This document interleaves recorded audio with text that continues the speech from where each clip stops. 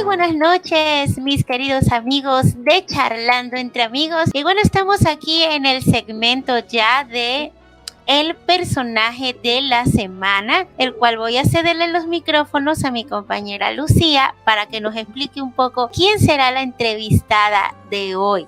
Bueno, Celi y queridos oyentes, en esta oportunidad la entrevistada de la semana es Francia Elena Papamija, una chica bien guerrera, bien especial.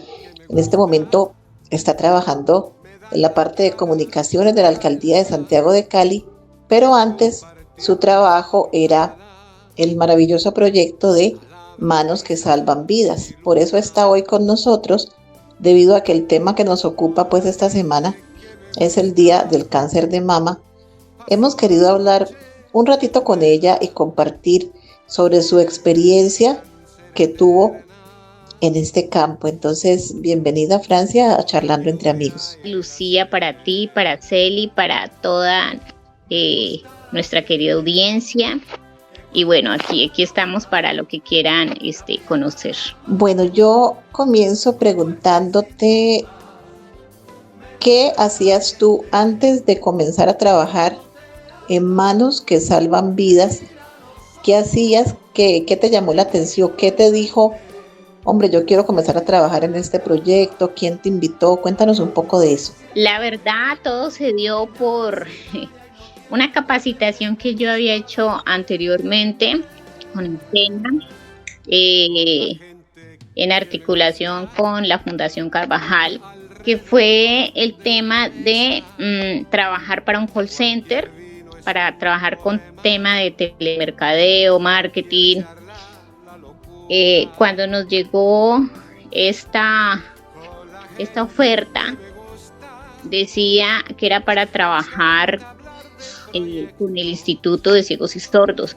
Pensé en algún momento que era por el tema del call center. Me postulé porque quería realizar esta actividad, a ver cómo nos iba. Anteriormente pues trabajé en otras cosas, fui una mujer que vendí productos comestibles en una fábrica, trabajé también en una fábrica como operaria de maquila. Bueno, he hecho muchas cosas, ¿no? Cuando hice esta capacitación, la idea era que nos dieran la oportunidad de laborar en el tema de call center.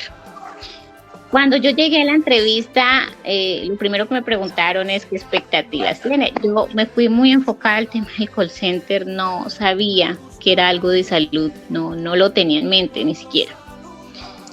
Lo supe después de la primera entrevista que realizó la directora del instituto, y nos dijo que era una oportunidad muy bonita, no solamente para laborar, sino para aprender, porque también es el tema del conocimiento. Nos dijo que teníamos que estar preparadas para la siguiente entrevista, que era con los médicos. Ahí fue cuando yo me asusté, yo dije, ¿cómo así, médicos? Cuando tuve la entrevista con los médicos, porque ellos veían no solamente el perfil, lo que habías estudiado, lo que habías hecho, sino también el tema de la actitud, el tema de la disposición. Ellos nos comentaron que se trataba y nos dijeron eso. Tienen que tener mucha paciencia, tienen que abrirse al conocimiento, porque todo lo que van a aprender es algo nuevo. Y de verdad que fue algo maravilloso. Pienso que fue una oportunidad.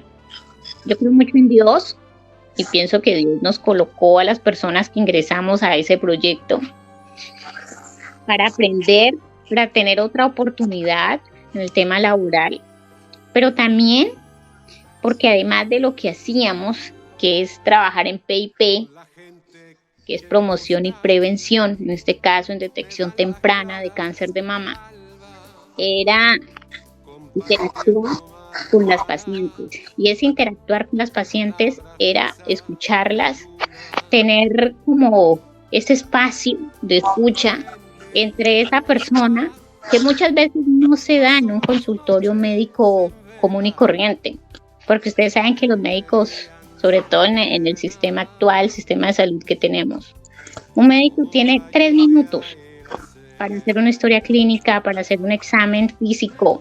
Nosotros teníamos un poco más, Entonces teníamos esa manera para poder interactuar con ellas, conocer un poco de su vida, de su historia, que ellas nos contaran qué hacían. Y eso fue muy bonito, ¿no? Por el tema social, por el tema de decir gracias porque hoy venía con un problema así súper grande y me desahogué. Fueron cosas maravillosas. Yo creo que todo lo que me pasó durante el proyecto, durante el trabajo, para mí fueron cosas gratificantes por lo que hice, pero también por todo lo que aprendí. ¿Cuántas personas ciegas se capacitaron contigo? Nosotros regularmente cuando iniciamos éramos como 20. Empezaron a hacer los filtros porque fueron varias pruebas, varias entrevistas. Finalmente quedamos 5 y esas 5 fuimos la que entramos a ser evaluadas por el médico, por el director de Manos que Salvan Vidas en Alemania, Discovery Hans, se llama ya. Él fue junto con su equipo de trabajo, quienes vinieron acá, y nos hicieron las últimas pruebas, ¿no? Para decir, ustedes ya están certificadas como EAT. Fuimos 5. Y fue duro, pero fue maravilloso también. Es interesante, ¿verdad?, lo que hemos estado aquí escuchando, Francia, cómo te estás dedicando a todo esto, saber cómo inició ese proyecto de Salvando Vidas y con las manos y todo esto. Pero yo quiero que me expliques un poquito de cómo es esto, en el sentido de cómo podemos nosotras cuidarnos, tratar de detectar, hacernos nuestro chequeo, ¿de qué se trata un poco esto? Que más o menos es lo que les indicas a las personas, porque de repente puede servir un poquito. Yo sé que no nos vas a poder dar una orientación súper grandota, obviamente que no, pero sí lo más sencillito que los oyentes, las chicas deberían tomar en cuenta en casa. Básicamente voy a entrar a explicar de qué se trataba lo que nosotros hacíamos. Regularmente, cuando una mujer va a una citología, pasa también para que la enfermera le haga el examen de seno, ¿sí? Ese examen con ellas dura alrededor de 2 minutos, 3 minutos. Lo hacen de manera rápida porque ellas tienen que estar en el tema de citología, tienen que estar pues en otros exámenes. Entonces se hace muy rápido. Lo que nosotros hacíamos regularmente es muy especial por varias razones. Primero, porque es un examen en el que teníamos tiempo para realizar primero la historia clínica, que obviamente se tenía que diligenciar para poderle llevar un control a esa paciente, hacerle un seguimiento. Dependiendo si la paciente no tenía ningún tipo de señal que indicara alguna sintomatología o signos que presentaran que podría presentar esta enfermedad, tener esta enfermedad o haberla desarrollado, se le hacía un examen de control anualmente. Pero si la paciente tenía, por ejemplo, antecedentes heredofamiliares, entonces ese seguimiento se hacía cada 6 meses, ¿sí? Eso por un lado. Segundo, después de hacer el examen, la historia clínica, de diligenciarla, se hacía el examen físico, que es el que hacen las enfermeras, que dura más o menos entre 2 y 3 minutos. Nosotros, después de ese examen físico, que se hace con la paciente sentada en la camilla, lo que hacíamos era que la paciente se acostara, se le colocara 5 cintas en el área de los senos, ¿sí?, que abarcara el pecho, y nosotros le hacíamos esa detección centímetro a centímetro. Por eso el examen se demoraba alrededor de 25-30 minutos para poder hacerlo muy bien, que era la característica de este examen. Claro. De hecho, claro que sí, porque era centímetro a centímetro.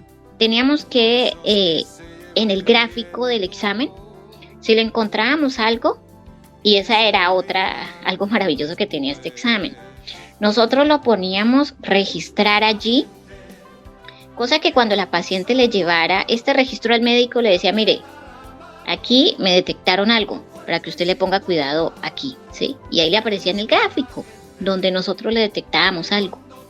Entonces el médico le podía hacer el examen, le podía hacer otro examen para rectificar, porque, y eso es lo que hay que dejar claro, ¿no? Cuando una mujer se siente un bultico en el seno, esto puede ser algo maligno o puede ser algo benigno, ¿sí? No siempre va a ser cáncer. Puede ser un quiste, puede ser, puede ser otro tipo de tumores que no son malignos, ¿sí? Pero eso nos daba cabida para así, de esa manera, poderle hacer seguimiento a esa paciente. Saber que ella tenía ese hallazgo allí y que había que ponerle cuidado. Cuando nosotras, durante ese examen, además de hacerle pues la detección, le damos la charla educativa también. Entonces era hablarle primero sobre los diferentes exámenes que la mujer se debe hacer, ¿sí? Primero el autoexamen, explicarles cómo se lo debían hacer cada mes, esperar 8 días antes u 8 días después de su periodo menstrual. Si la mujer ya tenía pues la menopausia, está en el ciclo de la menopausia, era cuestión de elegir una fecha, la que sea, y todos los meses en esa fecha hacerse su revisión. Eso era lo que se le explicaba después a la paciente. Después, si la paciente tenía algo, se sentía algo durante ese autoexamen, pues debería ir al médico, ¿sí? Y en el médico se le realizaba el examen físico, que es lo que nosotras hacíamos, y posteriormente se le enviaba, dependiendo de la edad, una ecografía para las mujeres de 30 años o una mamografía para las mujeres mayores de 50 años. ¿Por qué? La gente dice, pero venga, si yo tengo 30 años, ¿por qué no me pueden hacer una mamografía? Claro que se le puede hacer una mamografía, pero su respuesta no va a ser clara. ¿Por qué? Porque una mamografía, cuando una mujer no tiene tanta actividad hormonal, su resultado va a ser mucho más claro. Mientras que en el de una mujer de 30 años, que su actividad hormonal es bastante activa, pues la que es efectiva es la ecografía. Sí, esto no lo sabe la paciente, por ejemplo. Entonces se les explicaba, bueno, si necesita ecografía, si necesitaba mamografía. Se les decía, por ejemplo, una mujer debe cuidarse mucho, y este es el tema del autocuidado, que siempre tenemos que tener plena conciencia que es muy importante el autocuidado, porque si nosotras no nos cuidamos, pues, ¿quién más lo va a hacer, no? Y se hablaba de los factores de riesgo y de protección. Por ejemplo, las mujeres preguntaban, una mujer que lacta, ¿cuánto tiempo lo debe hacer? Y lo que no sabíamos, de hecho, porque esto también lo aprendimos nosotras, es que una mujer, entre más tiempo de lactancia tenga, ese es un factor de protección para la mamá y para el neonato en este caso, ¿no? ¿Por qué? Porque cuando una mujer lacta hay un estímulo y eso ayuda a que no se desarrolle cáncer de mama, diferente a las mujeres que no han tenido hijos, por ejemplo, no han tenido el proceso de la lactancia. Ese es un factor de riesgo. Ay, qué interesante saber eso. Más o menos cuánto puede una mujer lactar, alrededor de 6 meses, 1 año, año y medio, es muy bueno para ella y para su hijo, por todos los nutrientes también que tiene la leche materna, que no se puede sustituir por nada más, ¿no? Por más de que nos digan que la leche de tarro, que la leche X, Y, no, la más importante es la leche materna, y eso lo tenemos que tener claro las mujeres. Eso por un lado. Lo otro es el tema del peso. El peso nos ayuda para protegernos, porque una mujer cuando sufre de sobrepeso, hay una hormona que es el estrógeno, y esa hormona empieza a funcionar, y entre más se produzca estrógeno en la mujer por el sobrepeso, eso ayuda a que si hay un cáncer de mama, eso se desarrolle, ¿no? ¿Por qué? Porque el cáncer se alimenta de este tipo de hormona, por ejemplo. Entonces es importante también saber el tema de la alimentación, que nos tenemos que cuidar en la alimentación, que no podemos sufrir de sobrepeso. El tema de una mujer, si de manera temprana ha tenido su periodo menstrual o no, si de manera tardía ha tenido el tema de la menopausia. ¿Por qué? Porque una mujer entre más tiempo sufra esta actividad, este estímulo hormonal, también puede desarrollar cáncer. Es decir, una mujer entre más temprano tenga su periodo menstrual y más tarde sea la menopausia, pues va a tener una actividad muy larga y eso se va a convertir también en un factor de riesgo. El tema heredofamiliar, ¿sí? Si una mujer, por ejemplo, su familia, algún familiar ha tenido cáncer de mama, tiene que saber que 10 años antes tiene que empezar a hacerse sus exámenes, porque entre más temprano se pueda detectar esta enfermedad, se puede hacer muchas cosas en beneficio de la paciente, ¿sí? Entonces, ¿qué se le dice a la mujer? Por ejemplo, si la mamá en este caso sufrió cáncer de mama a los 45 años de edad, la paciente a los 35 años de edad tiene que empezarse a revisar y tener control, chequeos permanentes, ¿sí? Esa es otra cosa que muchas veces desconocemos. Entonces, cuando se les hablaba a ellas sobre los factores de riesgo, factores de protección, nos decían, pero qué interesante, nosotros no conocemos nada de eso. Uno piensa que no le presta como mucha atención. Incluso muchas de ellas decían que no habían lactado porque pensaban que la lactancia era algo contraproducente.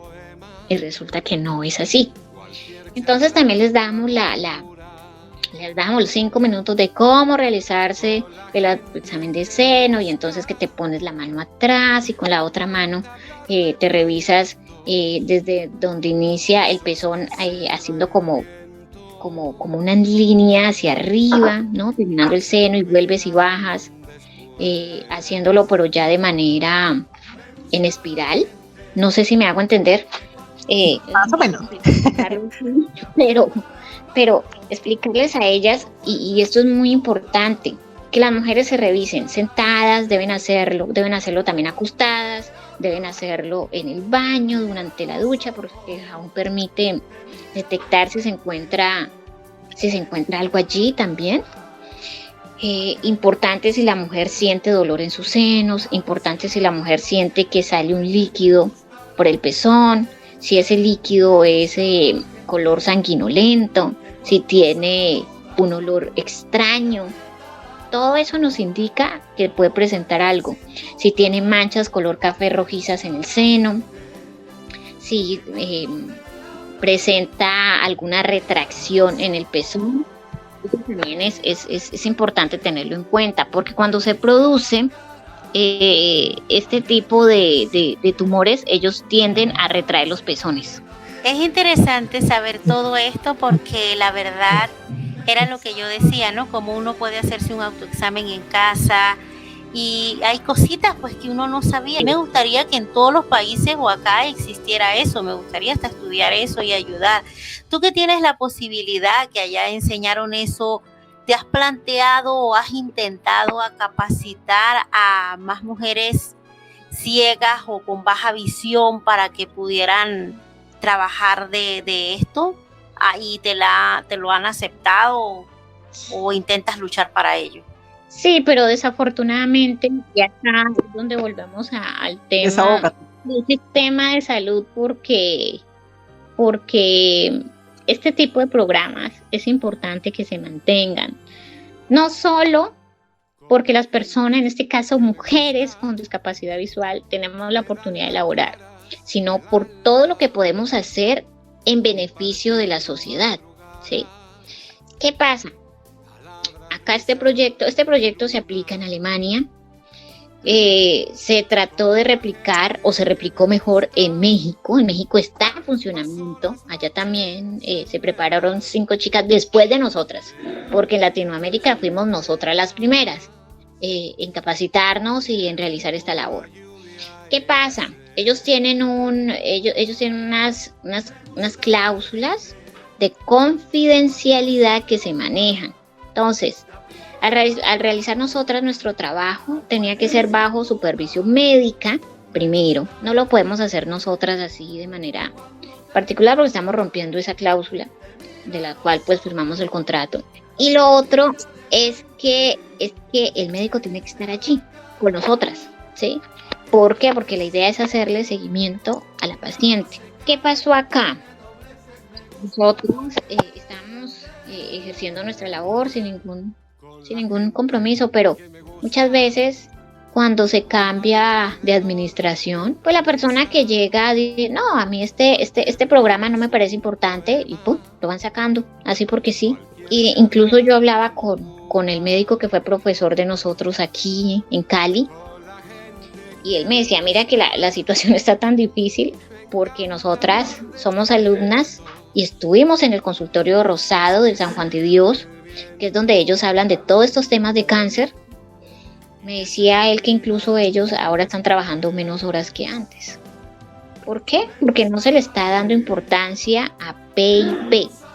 Si no se trabaja en el tema de promoción y prevención, es muy complicado, ¿sí? Por ende, y vuelvo a la pregunta que me hacías hace un momento, nosotros no podemos hacerlo, por más de que uno quiera enseñarle a otra mujer, no podemos hacerlo, o hacerlo de manera particular, no lo podemos hacer. Nosotros tenemos que estar siempre bajo la vigilancia de ellos, médica, de quienes sí, y de ellos, de quienes manejaron el proyecto, en este caso médicos de Manos que Salvan Vidas. ¿Esos médicos son de aquí? ¿Los médicos de Manos que Salvan Vidas? Los que estuvieron con nosotras, sí. De hecho, el médico que yo les digo hace un momento que está en el San Juan de Dios, me dice, porque yo le preguntaba, pero doctor, es chévere que se mantenga, no solo por las que estuvimos, sino por las que pueden estar. Entonces me decía, pues imagínate que la situación está tan difícil que a nosotros los médicos también nos recortaron horas. Entonces eso fue lo que ha venido pasando, que se necesita mejorar el sistema de salud, eso es lo que se necesita. Porque antes de hacerte la pregunta, Francia, sí sería muy chévere que, por ejemplo, si no se puede aquí, no sé, elaborar un proyecto, hacer un proyecto y mandarlo a una ONG para que de pronto ésta pudiera apoyar el pago de uno o dos médicos y hacerlo a través de una fundación con una ONG. Exacto. Y realizarlo de manera privada por cuenta de nosotras, porque yo sé quién es la persona que dijo que no era importante y encima se atreve a decir que se va a lanzar a la alcaldía, a la próxima, para ser la próxima alcaldesa. Es que ahí voy, Lucy, justamente tenemos que apoyarnos, es ahí donde voy, Lucy, que tenemos que apoyarnos. Invito a los oyentes que estuvieran escuchando, que la verdad apoyen este tipo de proyectos en su país, que es muy importante, y más si queremos tirarnos, que si alcalde, que si representante, que si presidente, que si lo que sea, apoyen. Mi última pregunta, además de decir que bueno, ahí tienen aquellas mujeres que por cuidarse los senos, que por cuidarse el cuerpo no tienen hijos, o si los tienen no les dan mucho de lactancia porque se me dañan los senos, pues ahí está una causa más para que alimenten y lacten a sus criaturitas. Pero mi última pregunta sería, ¿hubo algún caso que te tocara donde te tocó decirle a la persona, usted tiene síntomas o estoy mirando que sí puede tener cáncer de mama? O sea, algo así bien duro, bien cruel, ¿te tocó? Muchas veces. Es algo que no le prestamos atención y yo vuelvo de las cosas que son un poco irónicas o paradójicas, como lo quieran llamar. El anterior secretario de salud era hombre y él nos apoyaba, ¿no? Ahora la persona que llegó es mujer y no nos apoya porque no les parece esto interesante, no les parece importante. Es algo muy irónico, es muy...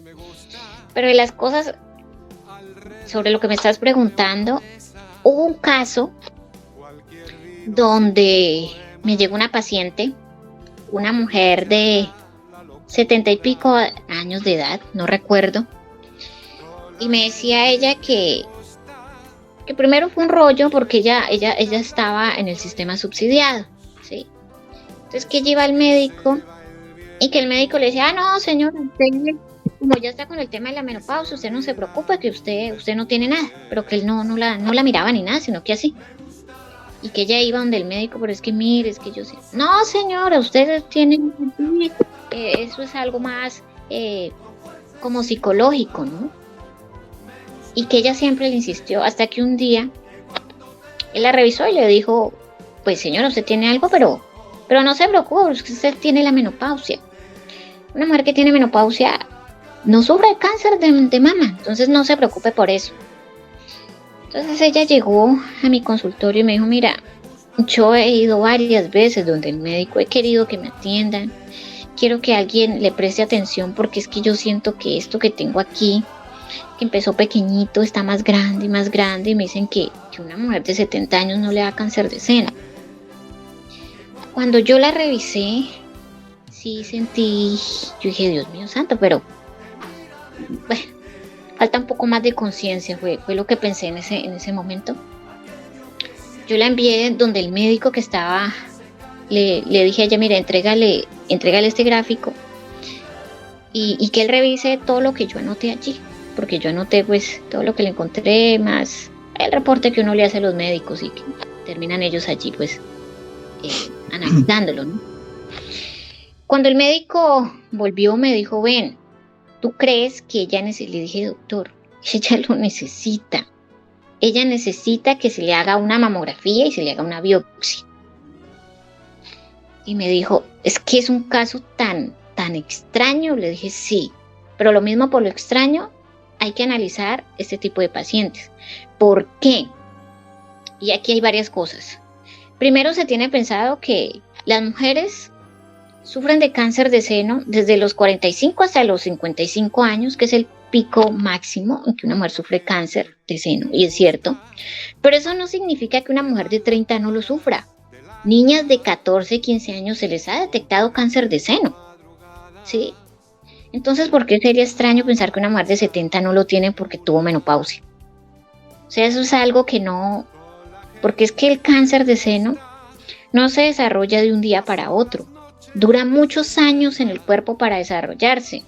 De hecho, 1 centímetro de ese tumor se demora 2 años para desarrollarse. Cuando nosotros revisamos a esta paciente, me decía la enfermera, es que no entiendo por qué a ella le aparece la mamografía en BIRAT 0, si ella no tiene nada. Tendría que aparecerle, me decía ella, si ella no tiene nada, le aparece en BIRAT 0, es porque ella no tiene nada. No entiendo por qué el médico le manda a hacer una biopsia. Me lo preguntó ella a mí, no se lo preguntó directamente el médico. Le dije, es que mira, en este caso, como tú eres enfermera, tú sabes que BIRAT 0, en este caso no es que la paciente no tenga nada. Aquí está diciendo que la paciente tiene algo, pero no se sabe qué es, ¿sí? Porque lo que ella tenía era algo muy extraño. Yo ni siquiera puedo como describir, pero hasta donde yo supe, a ella se le hizo los exámenes correspondientes y sí, terminó ya positiva para cáncer de mama. Entonces aquí lo que falta es tomar mucha conciencia, decir, pero es que si hasta los 55 años le da, entonces a una mujer de 60 no le va a dar, a una niña de 15 no le va a dar. No, todos estamos expuestos, ¿sí?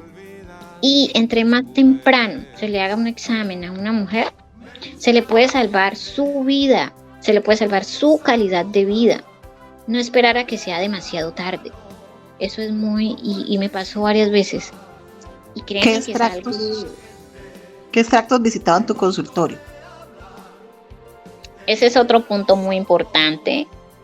Y es que como yo trabajé en la S Norte, pues allá llegaba la gente, ¿no? Más o menos de estrato medio y gente, pues, que sí tenía como de mejor modo, ¿no? Pero también me llegaban pacientes de sectores rurales que nunca se habían hecho un examen. Incluso me llegaban mujeres del Cauca que me decían, mira, es que me duele el seno, pero yo no quiero que me revise un hombre. Yo no quiero que me revise un médico. Yo me siento algo acá, pero... Entonces yo les decía, no, es importante hacerse revisar. Sí, a veces da un poco de pena, pero es mejor que hacerse revisar y no que te pase algo. Y es el punto en que este tipo de exámenes y este tipo de todo lo que hacen en el sistema de salud, los servicios médicos, se lleven también a los sectores rurales. Porque si en las ciudades tenemos inconvenientes, pues en los sectores rurales es más difícil, en los territorios donde no hay médicos, donde no hay centros de salud. Y sí, me llegaban mujeres de estos sectores también que nunca se habían hecho este tipo de exámenes. Me llegaban mujeres venezolanas que tampoco se habían hecho pues estos exámenes. Y por eso yo insisto que ojalá se mantenga, ojalá sea posible lo que me dices ahora, que una ONG patrocinara este proyecto. Porque créeme, vamos a trabajar en eso, señorita. Sí se hace mucho en favor de las mujeres. Tú ahora trabajas como comunicadora en la alcaldía. ¿Volverías a trabajar con este proyecto así con los ojos cerrados y te dicen, Francia, venga a trabajar acá que ya está todo listo? ¿Usted deja la alcaldía y se va para allá? Será una decisión difícil porque a mí me gusta mucho la comunicación,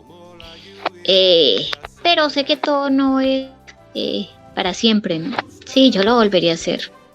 Lo volvería a hacer y si me dicen apoyarías a otras mujeres, en este caso para que ellas se capaciten, también lo haría. Porque yo insisto, es que no es solamente por nosotras, las mujeres ciegas, también es lo que podemos brindar desde nuestros conocimientos y nuestras habilidades a otras mujeres. Sí lo haría, yo sí lo haría. Bueno, Francia, yo por mi lado pues te doy las gracias por haber estado acá en este programa. Fíjate que además de entrevistarte nos sirve mucho para el programa en sí, porque Sí, para todo aprender. el tema del programa va a girar alrededor del cáncer de mama. Entonces qué rico los consejitos que nos diste, toda la parte del conocimiento. Ojalá nos puedas mandar una foto tú haciendo la labor para poderla, cuando convirtamos esta entrevista en video, que los oyentes puedan mirarlo en YouTube. Gracias por estar acá y dejo a mi compañera Celi pues para que te despida. Bueno, Francia, la verdad que fue interesante todo lo que hemos escuchado aquí. Yo me he quedado sin palabras, anodadada, porque mi mayor sueño siempre ha sido querer estudiar la ciencia. Yo quería aprender masaje, me gustaría que acá hubiera esto y poder aprender, y a veces quisiera saber tantas cosas, pero pues no nos alcanza el tiempo. Pero a mí lo que más me ha causado curiosidad es saber cómo una persona ciega, por mi caso yo solo veo la luz, ya casi la estoy perdiendo, pueda dedicarse o aprender eso, y hablas de que tienen que entregar gráficas, y yo me decía, pero si no veo cómo hago la gráfica, cómo hago el dibujo, cómo mando el escrito. Pero ya ven, a pesar de nuestra discapacidad se puede. Entonces no sé si quieres decir algunas últimas palabras, porque yo también agradezco que hayas estado aquí, y cómo me gustaría pues que más gobiernos, países se interesaran en este proyecto, porque yo soy una que me gustaría aprender. Dios quiere que sí, que se dé como esa oportunidad, porque la idea de Discovery Hand no solamente era que estuviera en Colombia, en México, sino que también estuviese en Latinoamérica, pero ya es más cuestiones de voluntad política, ¿no? Cuando yo te decía ahora el tema de la gráfica, no, bueno, primero, eso sí, hay que estudiar mucho es mucho. Nosotras estudiamos, mejor, era todo el día porque había que leer mucho, había que escribir mucho, aprender todo el tema de terminología. Bueno, pero fue algo chévere. Eso sí, yo no lo cambio por nadie. ¿Por qué les digo esto? Porque cuando nosotros diligenciamos la historia clínica, lo hacíamos en el programa, en el computador, porque hubo un profesor que realizó un programa para que nosotros pudiéramos diligenciar la historia clínica, y al final de la historia clínica nosotros teníamos que poner unos, por decir, unos códigos, ¿sí? Y a partir de esos códigos se generaba esa gráfica. Nosotros no la hacíamos, sino que la hacía el sistema, pero lo hacía mediante códigos que nosotros colocábamos allí. ¿De dónde salían esos códigos? salían de lo que nosotros encontrábamos. Entonces, por ejemplo, le hacíamos a una paciente, entonces, por ejemplo, en el lado izquierdo, y entonces, no, pues que encontramos un hallazgo a 3 centímetros horizontal, pero a 5 centímetros vertical. Eso lo teníamos que escribir y tenía que ser, sí, muy bien especificado. Si era externo, interno, en qué sitio. Y así mismo, como nosotros le damos las indicaciones al sistema, él lo graficaba. Sí. Y aquí por eso se les dice mucho a las mujeres, las que quieran hacer esto, bienvenido. Pero hay que estudiar mucho y por supuesto que lo podemos hacer, porque todas somos capaces. Muchas gracias entonces, Francia, por estar aquí con nosotras, por dedicarnos tu tiempo para y a Juan Manuel, nuestro operador de sonido. Y así también al operador de sonido, la verdad, porque nos salvó el momento para la entrevista, de verdad, gracias, y las puertas de Charlando entre Amigos y de Radio Tuya y de las demás estaciones que lo emiten estarán siempre abiertas para ustedes. La locura con la gente que me gusta, me encanta hablar de proyectos